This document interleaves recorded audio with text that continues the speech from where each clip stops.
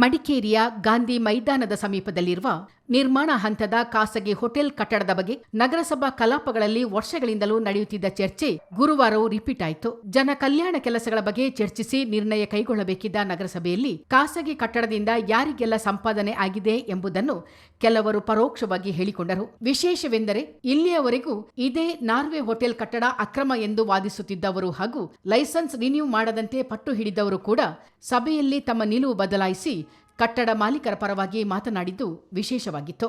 ವಿಷಯ ಪ್ರಸ್ತಾಪಿಸಿದ ಆಮಿನ್ ಮೌಸಿನ್, ನಿಯಮ ಉಲ್ಲಂಘನೆ ಆಗುತ್ತಿರುವುದನ್ನು ಕಾನೂನು ಸಲಹೆಗಾರರೇ ಬೊಟ್ಟು ಮಾಡಿದ್ದರು, ಕಟ್ಟಡದ ಲೈಸೆನ್ಸ್ ರಿನ್ಯೂ ಹೇಗಾಯಿತು ಎಂದು ಪ್ರಶ್ನಿಸಿದರು.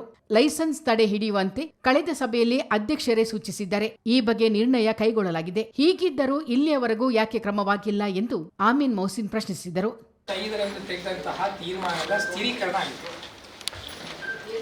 ನಾರ್ವೆ ಹೋಟೆಲ್ಗೆ ಸಂಬಂಧಪಟ್ಟ ಲೈಸೆನ್ಸ್ ಅನ್ನ ರದ್ದು ಮಾಡಬೇಕು, ಕೆಲಸವನ್ನು ಸ್ಥಗಿತ ಮಾಡಬೇಕು ಹೇಳುವಂತಹ ಸ್ಪಷ್ಟ ತೀರ್ಮಾನ 2 ಸಭೆಗಳಲ್ಲೂ ಕೂಡ ಆಗಿದೆ.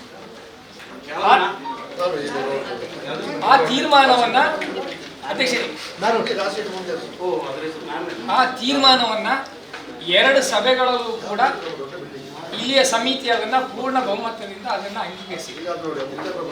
ಈ ಅಂಗೀಕರಿಸಿ ನೀವು ಕೂಡ ಅದಕ್ಕೆ ಸಹಿ ಮಾಡಿದ ಮೇಲೆ ಕರೆಕ್ಟಾಗಿ ನಾವು ತೆಗೆದುಕೊಂಡ ತೀರ್ಮಾನ 10ನೇ ತಿಂಗಳು 8 ತಿಂಗಳಾದರೂ ಕೂಡ ಆ ಕೆಲಸವನ್ನು ನಿಲ್ಲಿಸುವಂತಹ ಗೋಜಿಗೆ ಯಾರು ಕೂಡ ಹೋಗಿಲ್ಲ. 2 ತಿಂಗಳು 29/10/2025 ಮೊದಲನೇ ತೀರ್ಮಾನವನ್ನು ಪುನಃ ಸ್ಥಿರೀಕರಿಸಿದ್ದು 27ಕ್ಕೆ ನಾವು 8-9 ತಿಂಗಳಾದ್ರೂ ಕೂಡ ಆ ಕೆಲಸವನ್ನ ನಿಲ್ಲಿಸುವಂತಹ ಕೆಲಸಕ್ಕೆ ನೀವು ಯಾರು ಕೂಡ 2 ಸತ ತೆಗೆದಂತಹ ತೀರ್ಮಾನ ತೀರ್ಮಾನವನ್ನ ರದ್ದುಗೊಳಿಸಬೇಕು ಅಂತ ಲೈಸೆನ್ಸ್ ರದ್ದುಗೊಳಿಸುವಂತಹ 2 ಸಭೆಯ ತೀರ್ಮಾನಗಳು ಕೂಡ ನಡೆದಿದೆ. ಈಗ ಹಾಗಿರುವಾಗ ಈ ಅಂತ ತೀರ್ಮಾನಗಳಾದ ಮೇಲೆ ಈ ತೀರ್ಮಾನದ ಪ್ರಕಾರ ಯಾವುದೇ ಕ್ರಮ ಕೈಗೊಳ್ಳೋದಿಲ್ಲ ಅಂತ ಹೇಳಿದ್ರೆ ಈ ಆಡಳಿತ ಪಕ್ಷದ ಇಚ್ಛಾಶಕ್ತಿಯನ್ನು, ಈಗ ನೀವು ಸರ್ಕಾರದ ಭೂಮಿಯಲ್ಲಿ ಯಾವನೊಬ್ಬ ಶೆಡ್ ಕಟ್ಟಿದನ್ನ ನೀವು ತೆರವುಗೊಳಿಸಿ JCB ಹೊಡಿಯಿರಿ, ಅದು ಹೊಡಿಯಿರಿ, ಇದು ಹೊಡಿಯಿರಿ ಅಂತ ಅಷ್ಟು ಸ್ಪಷ್ಟವಾಗಿ ಮಾತಾಡಿ 78 ವರ್ಷದಿಂದ ಅಂಗಡಿ ಮನೆ ಕಟ್ಟಿರ್ತಕ್ಕಂತಹ ಆ ಡೈರಿ ಫಾರ್ಮ್ ಹತ್ರ ಆ ಬಿಲ್ಡಿಂಗ್ ನಾನು ಹೊಡೆದಾಕಿದ್ದೆ. ಒಬ್ಬ ಕಲಾವಿದ ಒಬ್ಬ ಸಣ್ಣ ಮನೆ ಕಟ್ಟಿ ಜೀವನ ಮಾಡ್ತಾ ಇದ್ದ, ಅವನು ನೆಲದಲ್ಲಿ ಉರುಳು ಸೇವೆ ಅದು ಇದು ಹೋರಾಟದ ಅಂತ ಮನೆ ಮೇಲೆ ನಿಮಗೆ ಕನಿಕರ ಇರಲಿಲ್ಲ, ಅದನ್ನು ನೆಲಸಮ ಮಾಡಿದೆ. ಇಲ್ಲಿ ನಮ್ಮ ಲೀಗಲ್ ಅಡ್ವೈಸರ್, ನಮ್ಮ ಮುನ್ಸಿಪಾಲಿಟಿಯ ಲೀಗಲ್ ಅಡ್ವೈಸರ್ ಪೂರ್ಣ ಪ್ರಮಾಣದಲ್ಲಿ ವಯೋಲೇಷನ್ ಇದೆ, ಉಲ್ಲಂಘನೆ ಮಾಡಿದ್ದಾರೆ, ಡ್ರೈನೇಜ್ ಮೇಲೆ ಕಟ್ಟಿದ್ದಾರೆ, ಡ್ರೈನೇಜ್ ಅನ್ನು ಎಂಕ್ರೋಚ್ ಮಾಡಿದ್ದಾರೆ. ಇಂದಿನ ಇಂಜಿನಿಯರ್ಗಳು ಅವರು ಎಂಕ್ರೋಚ್ ಮಾಡಿರ್ತಕ್ಕಂತಹ ವಯೋಲೇಷನ್ ಮಾಡಿರುವಂತಹ ಆಫೀಸ್ ನೋಟ್ಗಳನ್ನು ಹಾಕಿದ್ದಾರೆ.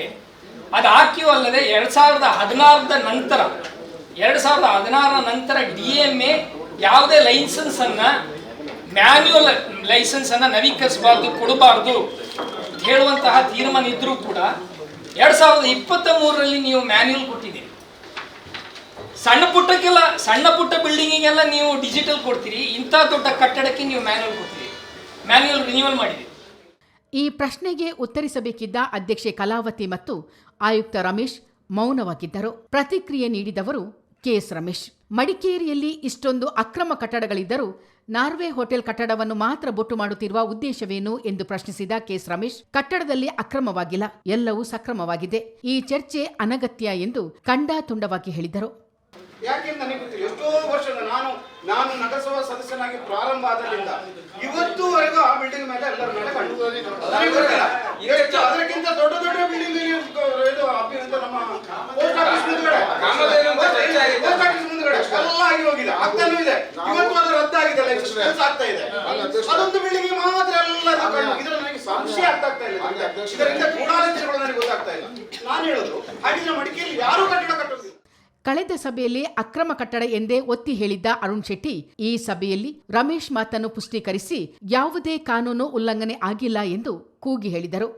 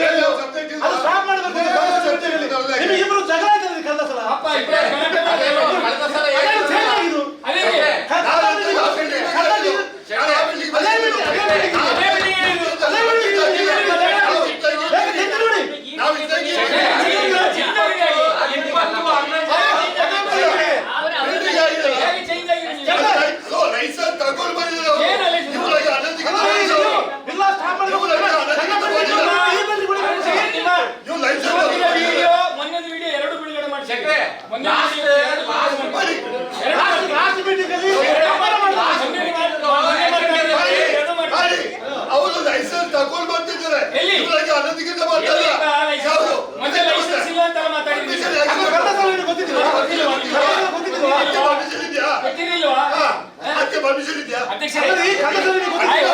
ಆಯ್ತು. ನೋಡ ನೀವು ಮಾತಾಡ್ಬೇಕಪ್ಪ. ಕಳೆದ ಸಭೆ ನಡವಳಿಕೆಯಲ್ಲಿ ಒಂದು ಹಂತದಲ್ಲಿ ಕೆಎಸ್ ರಮೇಶ್ ಮಾತಿಗೆ ಟಕ್ಕರ್ ಕೊಟ್ಟ ಆಮೀನ್ ಮೌಸಿನ್, ರಮೇಶ್ ಅವರೇ, ತಮ್ಮ ಮಗಳ ಫೀಸ್ ಕಟ್ಟಿ ಬಂದು ಈ ರೀತಿ ಮಾತನಾಡುತ್ತಿದ್ದಾರೆ ಎಂದು ವ್ಯಂಗ್ಯವಾಡಿದರು. ಅಧ್ಯಕ್ಷರೇ, ಯಾರು ಕಟ್ಟೋದು? ರಮೇಶ್ ಅವರು 29ನೇ ಅಟೆಂಡೆನ್ಸ್ ಅಧ್ಯಕ್ಷರೇ, ಸಭೆಗಳ ಅಟೆಂಡೆನ್ಸ್ ತರಿಸಿ ರಮೇಶ್ ಅವರು ಉತ್ತರ ಇಲ್ವಾ ಅಂತ ನಾವು ನೋಡುವ. ರಮೇಶ್ ಅವರು 2 ಮೀಟಿಂಗ್ ನಲ್ಲಿ ಸುಮ್ಮನೆ ಕೂತು 3ನೇ ಮೀಟಿಂಗ್ ಏನೋ ಮಕ್ಕಳ ಸ್ಕೂಲ್ ಫೀಸ್ ಕಟ್ಟಲಿಕ್ಕೆ ಬಂದಾಗ ಈ ರೀತಿ ಮಾತಾಡ್ತಾ ಇದ್ದಾರೆ ಅಂದ್ರೆ ಈಗ ಈ ರೀತಿ ರಮೇಶ್ ಅವರು ಸ್ಕೂಲ್ ಫೀಸ್ ಮಕ್ಕಳ ಸ್ಕೂಲ್ ಫೀಸ್ ಕಟ್ಟಿದ್ದಾರೆ ಮಾತಾಡ್ತಾ ಇದ್ದಾರೆ. ಈಗ ಅಧ್ಯಕ್ಷರೇ, 2 ಸಭೆಯಲ್ಲಿ ಯಾವುದೇ ಸದಸ್ಯ ನೀವು ಮಾತಾಡಿದಾಗ ನಾನು ಫುಲ್ ಸೈಲೆಂಟ್. ಅಲ್ಲ, ನೀವು ಈಗ ನಾನು ಮಾತಾಡೋದು ಏನೋ ಇದೆ ಅಂತ ಹೇಳಿ ಏನೋ ಇದೆ ನೀವು ಹೇಳಬೇಕು. ಮಾತಾಡಕ್ಕೆ ಅವಕಾಶ ಕೊಡಿ. ಈಗ ನನಗೆ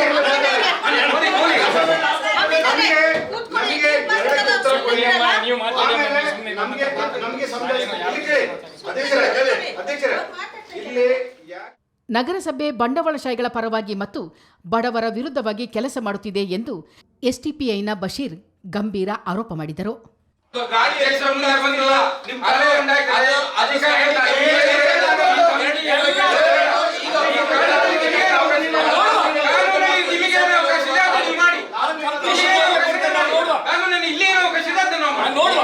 ನಿಮಗೆ ಬಂಡವಾಳಶಾಹಿಗಳ ಮೇಲೆ ಇಷ್ಟು ಪ್ರೀತಿ ಇರೋದ ಶ್ರಮಿಕರ ಬಡ ಜನರಿಗೆ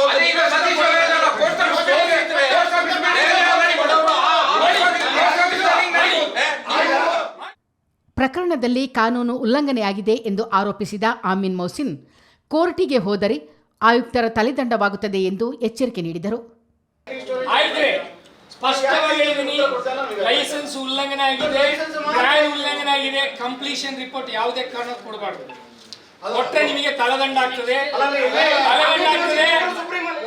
ಈ ಎಚ್ಚರಿಕೆಗೆ ಮಣಿಯದ ಕೆಎಸ್ ರಮೇಶ್, ಏನೇ ಬಂದರೂ ನಾವು ಎದುರಿಸುತ್ತೇವೆ ಎಂದು ಪ್ರತ್ಯುತ್ತರ ನೀಡಿದರು. ಆಮೀನ್ ಮೌಸಿನ್ ಮತ್ತು ಕೆಎಸ್ ರಮೇಶ್ ಪರಸ್ಪರ ಮಾತಿನ ಯುದ್ಧ ಆರಂಭಿಸುತ್ತಲೇ ಸದನದ ಬಾವಿಗಿಳಿದರು. ಅಮೀನ್ ಮೌಸಿನ್ ಒಬ್ಬ ಹೇಳಿದ ರೆಸಲ್ಯೂಷನ್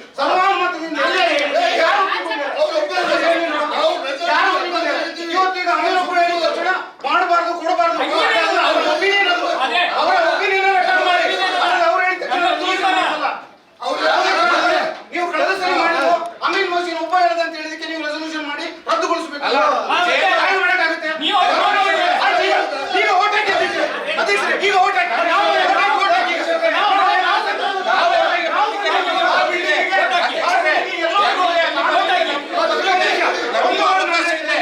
ಸಾಮರ್ಥ್ಯ ಕೊಡ್ತಾರೆ. ಕಾನೂನಲ್ಲಿ ಅವಕಾಶ ಇತ್ತು, ಕಾನೂನು ರೀತಿಯಲ್ಲಿ ಕೊಡ್ಲಿಕ್ಕೆ ಅವಕಾಶ ಅನುಮತಿ ಇದೆ. ಸರ್ವಾನುಮತ ಅದು ಒಬ್ಬರು ಹೇಳಿದಲ್ಲ ಸರ್, ನಾವು ಆಡಳಿತ ಪಕ್ಷದವನು ಹೆಂಗೆ ಮುಂದೆ ಬರ್ತಾರೆ? ಪಕ್ಷದ ಬಾವಿಗೆ ಮತ್ತೆ ರೆಸಲ್ಯೂಷನ್ ಹೇಗೆ ವೋಟಿಂಗ್ ರೆಸಲ್ಯೂಷನ್ ಬರಬೇಕು ಅಂತ ಯಾವುದೇ ರೆಸಲ್ಯೂಷನ್ ಯಾವುದೇ ವೈಲೇಷನ್ ಆಗದಿದ್ರೆ ಯಾವುದೇ ವೈಲೇಷನ್ ಆಗದಿದ್ರೆ ಎಲ್ರಿಗೂ ಮಾತಾಡೋ ಅವಕಾಶ ಇದೆ. ಅವ್ರು ಮಾತ್ರ ಬರ್ಕೊಳ್ಳಿ, ಮಾತಾಡಬಾರ್ದು ಯಾರು ಉತ್ತರ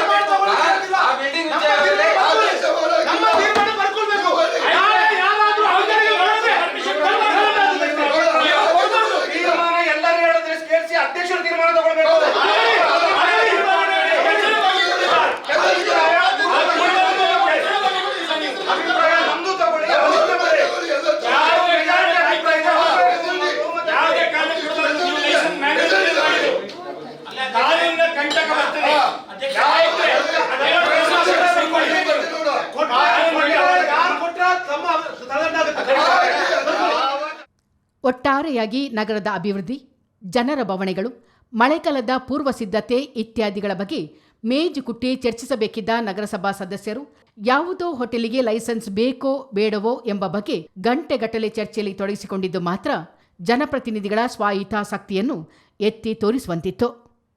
ಚಿತ್ತಾರ ನ್ಯೂಸ್, ಮಡಿಕೇರಿ.